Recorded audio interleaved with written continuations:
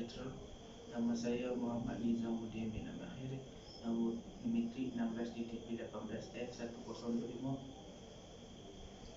Nama saya Muhammad Aizat bin Rasmi. Nombor metrik 16DP18F1035. Nama saya Muhammad Saiful Nurani. Nombor metrik 16DP18F1053. Okey, hari ini kami nak menerangkan sedikit sebanyak tentang projek kami atau produk yang kami telah ciptakan, iaitu flow washing machine, di mana produk ni ataupun mesin ni digunakan untuk kawasan permukaan yang rata ataupun sesuai dikatakan di ruang rumah. Okey. Mari kita seterusnya kami akan menerangkan bagaimana kami punya produk berfungsi dan penggunaan bahan yang telah kami pilih. Jom kita saksikan. Okey, untuk yang pertama, untuk bahagian yang atas, kita ada bateri 12 volt, tangki air untuk kita letak air sabun sebanyak 1.5 liter dan juga water pump 12 volt.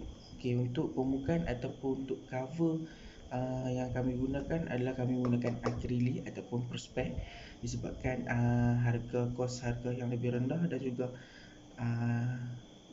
tahan karat maksudnya letakkan karat kalau berlaku kebocoran. Okey, untuk bahagian dalam, di sini kami akan menggunakan Arduino Uno bagi menggerakkan water pump, dan di sini ada litar elektrik bagi menggerakkan tayar belakang dan tayar depan. Dan untuk motor ni kami menggunakan wire yang boleh tahan haba lah. Untuk motor ini kami akan menggunakan motor 12 volt yang menggunakan 22,400 rpm, dan ia akan disambungkan daripada bateri 12 volt yang berada di atas.